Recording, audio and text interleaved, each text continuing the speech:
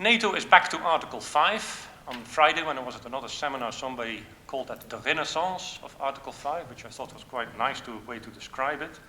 And the Wales Summit, of course, last year, September, was more or less the turning point, bringing NATO back to its old core function. Until a few years ago, we were talking about the conflicts way down in Africa, or way down in the Middle East, Afghanistan, sometimes even further away. Now we have them at Europe's border, both in the east and in the south, although the nature of the threats in the east and the south might be different, of course. So this will have consequences for the EU and NATO, and the question therefore is how to deal with those new threats and challenges. Now, every morning when I wake up and I think of the NATO agenda, and I switch on my TV and I see all of these exercises taking place up there in the Baltic states and Poland, where we seem to have 3 or 4 these days going on at the same time. I suddenly think, my God, am I dreaming? Is this really Europe today? How could we have got to where we are after 20 years, of course, of trying to create post-Cold War a European security architecture where the military is what we did 2,000 or 3,000 miles away. We are in a situation, whether we like it or not, where unlike the 90s, none of our security crises will be solved by a quick air campaign or a quick deployment of troops. Our adversaries, real or potential, are not going to be blown over by a short-term demonstration of Western political will. They are more intelligent, more formidable, better supported, and with much greater capability. We need forces that not only exist on paper, but are ready, deployable, and available at any one time. The days when nations could sort of commit forces to the NATO response force, knowing that they were in Africa or somewhere else, in the safe knowledge that this multiple hatting would never be called to account, those days are well and truly over. Well, where are we? Well, clearly Crimea, unsurprisingly, has put the focus back on collective defence. I can only offer sort of 2 basic formulas, which I'm sure we discussed today. One is that there is obviously still massive scope in Europe, and I know Dick writes about this a lot, for merger of effort. A study by the European Parliament shows that full interoperability among the EU countries would spare between 20 and 21 billion euros a year. Second point, and I'll stop here, clearly this is the moment, if there ever was one, in a week where we have a NATO defence ministers meeting and an EU summit on defence. In a week where we have these 2 big meetings, there is of course an ever-pressing need for the 2 institutions to come together. One is hybrid warfare, which Dick mentioned, where clearly we need to define the point where the EU efforts, mainly in the civilian field, communications, cyber attacks, critical infrastructure, sabotage, stop, and the NATO efforts are preparing maybe for a conventional type escalatory scenario take over. I will hand over the floor now to Christian Mullin, the commentator. Christian is working for the Stiftung Wissenschaft und Politik in Berlin. He's a very well-known researcher in international security issues. I'd like to point out what are the things in a world that has become less predictable in its environment, as well as less predictable in terms of what are the effects of our actions. Where can we basically try to start as a kind of point zero to determine what is our future, not in next year, but in 5 or 10 or 15 years' time even. Now the Ukraine crisis brings up the issue of territorial integrity as something we all should care about. But I think this is only one example. You've mentioned also ISIS, which is a threat to territorial integrity, not because they are attacking our territories, but because you have spillover effects from conflicts all over the world or close to our borders that make us basically going for action against these spillover effects, not necessarily on ISIL itself, but on what is happening in terms of organized crime that is coming along with it, the migration issues coming along with it. So there is the fundamental question is always, what's the role of NATO in all these things, basically? So the only way of responding effectively, not only to Russia, but to the rest, to all the risks and threats of the world, is a joint response. We can't basically afford to go on that individually.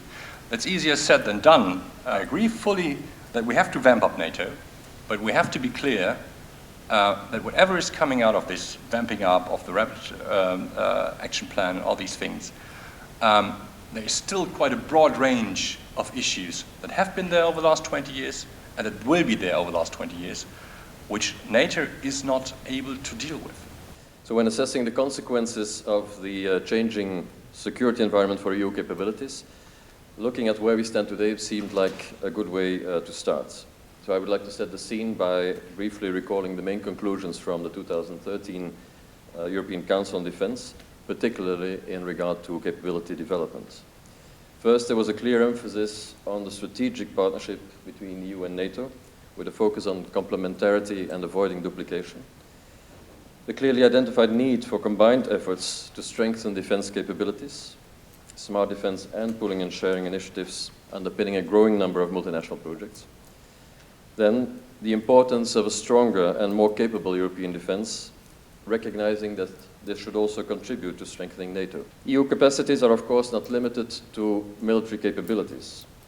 The added value of the EU comprehensive approach is precisely that it combines military capabilities with the use of other EU instruments. And this, of course, with the aim to be more effective and more efficient in a comprehensive approach. In the face of constrained funding and the spiraling cost of major defense systems, cooperation is key.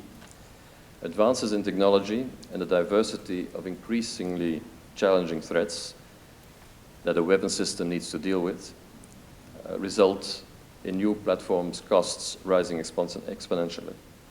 This is making it very difficult for a single country, except perhaps the United States, to be able to afford to launch a major program on its own. So the choice is clear. Either cooperate to acquire the necessary capabilities or risk losing them altogether. By means of conclusion, one could consider that Europe, thanks to its comprehensive approach, has the potential and all the instruments at its disposal to face the challenges of a changing world. In addition to that, hybrid threats, by their very nature, emphasize the importance of strengthening EU-NATO cooperation. EDA has been tasked by Ministers of Defense to analyze the implications of hybrid warfare for European defense capability development as part of the wider efforts of the European External Action Service. And the European Council will, later this week, probably confirm the development of a broad EU strategy on foreign and security policy. Our last speaker, also dealing with the EU as sort of a commentator, is Luis Simon, Spanish by birth, but I would call him a true European because he has been working all over Europe, from Spain to Italy, and from the United Kingdom to Germany. Well-known publisher on international security issues. I think it's important to get to grips with what I would call the crisis management, the end of crisis management, or the crisis of crisis management. I would say that the crisis management paradigm has largely defined, has largely organized the way in which Europeans, but also Americans, have thought about military power, and even more broadly about foreign policy for the past 25 years, pretty much since the end of the Cold War. And that paradigm, the crisis management paradigm, in my mind, sort of revolves around the assumption that Western military power can make free use of the so-called global commons, so air, space, the oceans and seas and cyberspace, in order to transit into so-called out-of-area operational theaters. And that sort of freedom of movement and freedom of access has allowed the West to engage in external crisis management and sort of follow up state building initiatives over the past 25 years. Another important factor is the combination of intervention fatigue and declining defense budgets in Europe and the United States, which obviously means there's less money available for out-of-area operations. Anti-access area denial capabilities are aimed at denying Western military forces and American military forces in particular access and freedom of movement in given theaters of operations. And so they target the foundations of Western global geopolitical supremacy, I would say. I would say that we should be thinking about capabilities that can help us project military power in more challenging operational environments, such as long-range strike, undersea warfare, stealthy aerial combat systems, and that is fine. That's something the EDA is doing. But also special operation forces, offensive cyber capabilities, and also space defense and anti-satellite weapons. The latest Gallup polls in Europe, among 65,000 Europeans, have showed that the majority of Europe is not willing, not having the willpower, nor the character to stand up, fight and defend its country. Don't you think the main priority of NATO is to boost up morale and inform the public in Europe that we need NATO to keep another 70 years of peace and stability? And my own belief, which Eric Povell knows very well, is that we should not just do defence capacity building with a certain small group. We've started with Jordan. We're going to launch a package with Iraq at our defence ministers meeting. We've also, I'll turn to Libya in a minute, proposed a package there. But as we see regional organisations like the African Union, the UN, take on a greater role. We worked very well over Libya, as you remember, with the Arab League. We need to consolidate those links.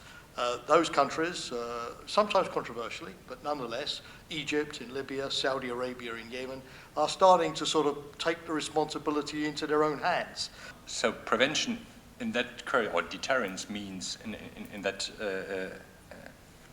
to be able to engage with the very early stages of escalation, and that's by no means a military issue. It's an issue of police, an issue of functioning jurisdictional system, of internal order of your political and system of your society, and that is basically so. It's, again, no role for the military in it, but very much on a good governance. How do we invest in trying to contact Russia?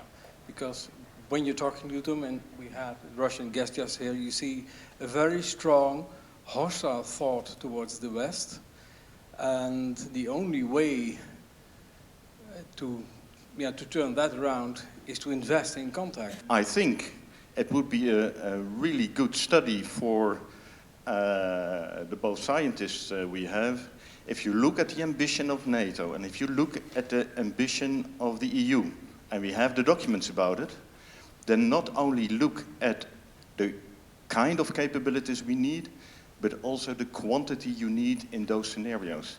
And you will find Europe is far and far below what we should have if we have to solve the problems we say Europe should be able to cope with.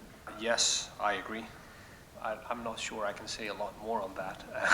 I agree, and I see that that's a problem, but that's because we are comfortable with the Americans leading, because we are not comfortable with the idea of other Europeans leading, perhaps, so we get stuck with the Americans. It's the way it goes. It's working. It's not perfect, but you know, it's taking us thus far.